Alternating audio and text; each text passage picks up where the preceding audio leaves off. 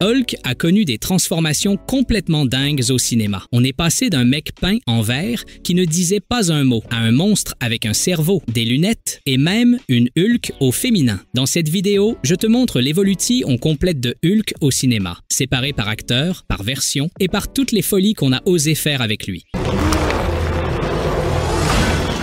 Lou Ferrigno, 1977 à 1990. Avant les effets spéciaux en images de synthèse, avant que Hulk parle ou rejoigne les Avengers, il y a eu un Hulk 100% réel. Oui, avec de vrais muscles et de la peinture verte. C'était Lou Ferrigno, le tout premier Hulk en live-action de l'histoire, et pour beaucoup, le plus mythique. Lou Ferrigno a incarné Hulk dans 5 téléfilms, tous basés sur la série culte des années 70, portée par Bill Bixby dans le rôle de David Banner. Oui, ici, il ne s'appelait même pas Bruce. The Incredible Hulk, 1977. C'est le téléfilm pilote qui a tout lancé. David Banner est un scientifique obsédé par l'idée que l'être humain peut développer une force surhumaine dans des situations extrêmes. Dans un moment de désespoir, il s'expose aux rayons gamma et boum, Hulk est né. Le ton est tragique. Hey, mister, you're gonna be 10 minutes late, so just keep your shirt on. Banner ne cherche pas le pouvoir, seulement des réponses. Et il se retrouve maudit, condamné à vivre une double vie. Lou Ferrigno apparaît couvert de peinture verte, avec perruque, sourcils marqués, pas une seule ligne de dialogue. Mais il vole complètement la vedette. Chaque transformation est un moment visuel et physique intense. Le succès est tel que la série télé durera 5 saisons. The Return of the Incredible Hulk, 1977.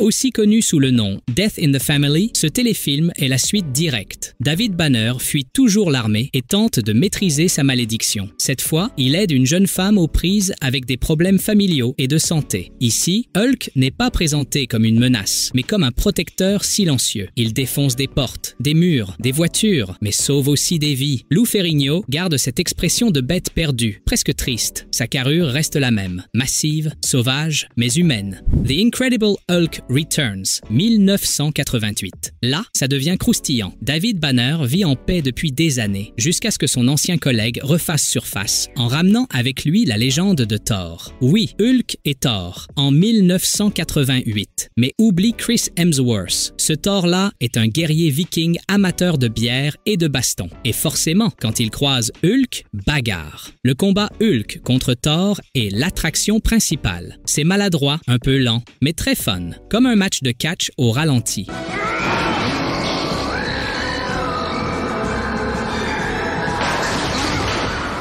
L'humour commence à s'installer dans cette version, avec des moments plus légers. The Trial of the Incredible Hulk. Cette fois, Banner finit en prison après avoir été témoin d'un crime, et il rencontre Daredevil. Oui, bien avant Charlie Cox ou Ben Affleck, il y a eu un Daredevil en costume noir et sans budget. Le procès n'est qu'un prétexte pour lâcher Hulk dans le système judiciaire. On a droit à des scènes absurdes, comme Hulk qui détruit une salle d'audience.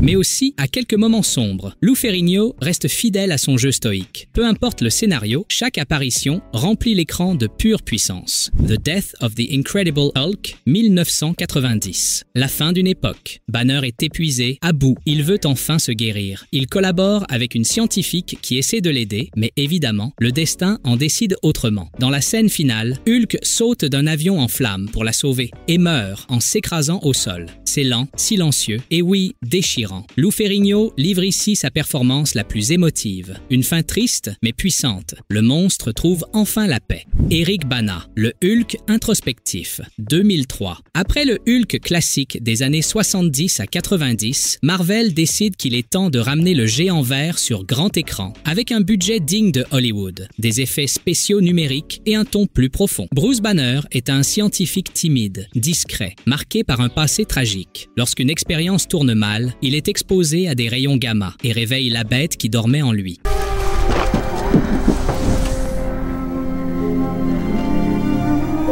Mais ici, l'origine change. Son père avait déjà mené des expériences génétiques sur lui lorsqu'il était enfant. En clair, Banner est né avec le potentiel Hulk en lui comme une bombe émotionnelle à retardement. Hulk apparaît après une crise de colère réprimée et il est énorme, environ 3,5 mètres de haut, et plus il s'énerve, plus il grandit. Visuellement, c'est un Hulk à la peau vert flashy, aux yeux ultra intenses et au corps façon jeu vidéo. À l'époque, c'était impressionnant. Aujourd'hui, un peu critiqué. Dans le film, il affronte des hélicoptères, des tanks, des chiens mutants. Oui, des chiens Hulk.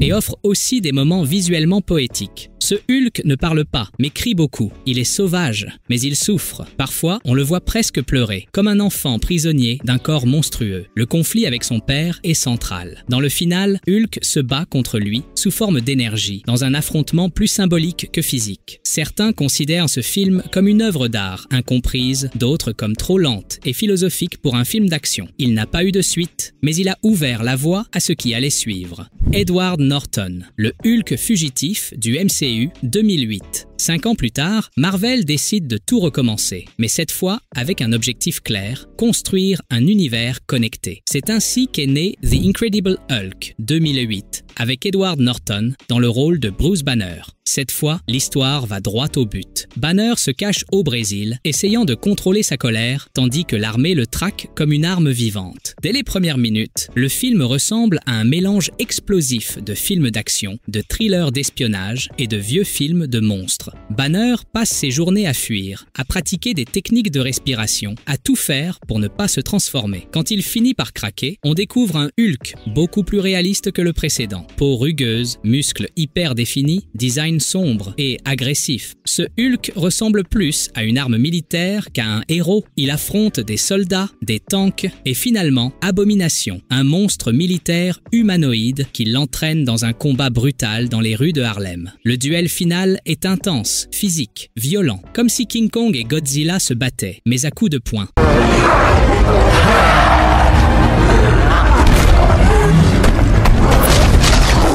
Norton incarne un Banner sérieux et cérébral, mais qui montre aussi des émotions fortes, culpabilité, amour, désespoir. Sa relation avec Betty Ross apporte une touche romantique bienvenue. Ce film fait officiellement partie du MCU. Tony Stark apparaît même dans la scène post-générique, connectant l'histoire à Iron Man. Une suite était prévue, mais Edward Norton ne reviendra pas. Marvel, en désaccord créatif avec l'acteur, le remplacera par Mark Ruffalo dans The Avengers.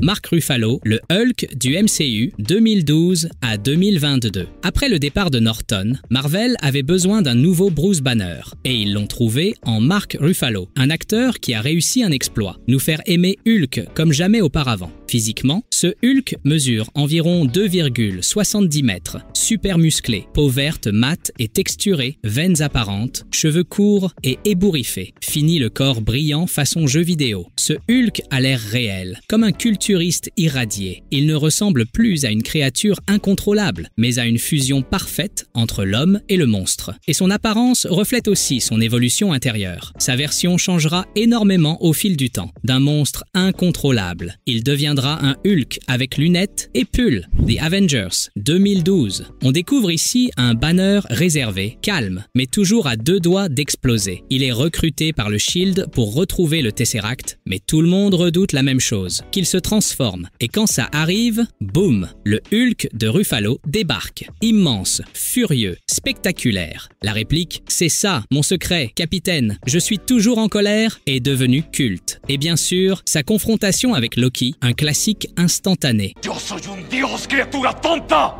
y no me va a intimidar una bestia. Avengers, l'ère d'Ultron, 2015. Dans cette suite, Hulk est plus tourmenté, surtout à cause de sa relation avec Natasha, Black Widow. Il y a de la tendresse, de la tension, mais aussi la peur. Hulk se voit comme un monstre incapable de mener une vie normale. Lorsque Wanda manipule son esprit, il perd totalement le contrôle et ravage une ville entière. Il faut l'armure Hulkbuster d'Iron Man pour l'arrêter. Un affrontement géant, destructeur et chargé d'émotions. À la fin, Hulk part seul dans un vaisseau, décidé à disparaître disparaître. Une sortie triste pour un Hulk qui ne veut plus blesser personne. Thor, Ragnarok, 2017. Et là, c'est la révolution. Hulk est de retour. Mais cette fois, il parle, il rit, il balance des blagues. Thor le retrouve sur la planète Sakaar, devenu une sorte de gladiateur intergalactique, star adulé par le public alien. Banner. Hey, Banner. Hulk parle comme un grand enfant. Il sort des phrases comme « Hulk, pas ami de Banner » et se chamaille avec Thor comme un frère. Il est plus expressif, plus drôle, presque attachant. Son look change aussi, moins monstrueux, plus équilibré, avec une coupe courte de guerrier. Ici, Hulk est un personnage à part entière, pas juste un monstre de colère. Et évidemment, le combat Hulk versus Thor est l'un des plus épiques et des plus comiques du MCU. Avengers, Infinity War, 2018. Grosse surprise, Hulk commence fort en affrontant Thanos. Et perd. Après ça, il refuse de ressortir. Banner tente de se transformer plusieurs fois, mais Hulk le rejette comme un enfant boudeur. C'est un combat intérieur. Hulk n'a plus envie. Un choix qui a divisé les fans, mais qui a du sens. Il a perdu pour la première fois et en est resté traumatisé. Avengers, Endgame, 2019. 5 ans plus tard, Banner trouve l'équilibre et naît alors le Smart Hulk, un mélange parfait entre l'intelligence de Bruce et le corps de Hulk. 18 months in the gamma lab. I put the brains and the brawn together. And now look at me. Il parle comme un scientifique, porte des lunettes, prend des selfies avec ses fans, et oui, il porte même un pull. Calme, intelligent, pacifique, cette version divise. Certains adorent, d'autres regrettent le Hulk sauvage. Mais c'est ce Hulk qui manie le gant de l'infini pour ramener la moitié de l'univers. Son bras reste gravement blessé, mais il devient un véritable héros. Shang-Chi, 2021, caméo en scène post-générique. Ici, finit le Smart Hulk. On revoit Bruce Banner sous forme humaine, mais avec le bras dans un plâtre. Que s'est-il passé? Pourquoi est-il redevenu humain? Marvel ne l'a toujours pas expliqué, mais clairement, quelque chose est en train de changer, encore une fois. Tatiana Maslany, She-Hulk, 2022, la cousine de Bruce Banner, avocate, célibataire, pro jusqu'au bout des ongles, et désormais verte, géante et ultra puissante. She-Hulk, c'est une version plus fine et plus humaine du Hulk classique. Environ 2 mètres de haut, peau vert clair et éclatante. Et surtout, à la différence de Bruce, elle garde sa personnalité et son contrôle mental quand elle se transforme. Une seule série, She-Hulk, 2022. L'histoire commence quand Jennifer Walters a un accident avec Bruce Banner. En pleine urgence, une partie de son sang se mélange avec celui de Bruce et active le gène Hulk dans son corps. Boum, une nouvelle Hulk est née et avec un agenda bien rempli d'affaires judiciaires.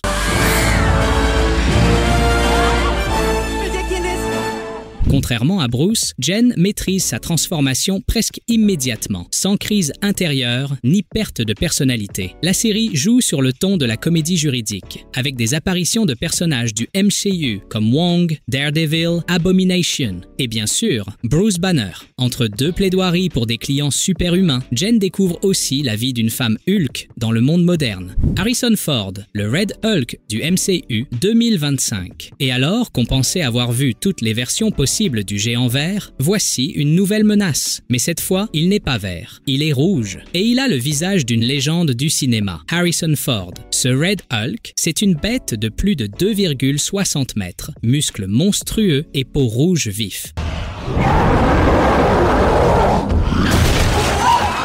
Contrairement au Hulk vert, il garde des traits plus humains, reflétant la personnalité de Ross, même sous sa forme monstrueuse. Plus il combat, plus son corps chauffe, devenant une menace brûlante, autant pour ses ennemis que pour lui-même. Une seule apparition, Captain America, Un nouveau monde, 2025. La performance de Harrison Ford donne une profondeur unique au personnage, montrant un homme déchiré entre son devoir et sa nouvelle identité monstrueuse. Cette apparition a été l'un des moments les plus commentés du film. Et même si Un nouveau monde a reçu des critiques partagées, la transformation de Ross en Red Hulk a marqué les esprits par son intensité et le twist inattendu qu'elle apporte à l'histoire. Comme tu as pu le voir, Hulk a énormément changé au fil des années, d'un simple acteur peint en vert à une créature numérique avec émotion et conscience. Ce personnage a connu une évolution impressionnante. Chaque version a révélé une facette différente du monstre intérieur et de l'être humain qui tente de le contrôler. Si cette vidéo t'a plu, je t'invite à jeter un œil au reste de ma chaîne. J'ai plein d'autres vidéos d'évolution qui vont te surprendre. N'oublie pas de laisser un like, ça me motive énormément, de t'abonner et d'activer la petite cloche pour ne rien rater. On se retrouve dans la prochaine vidéo pour suivre l'évolution de tes personnages préférés.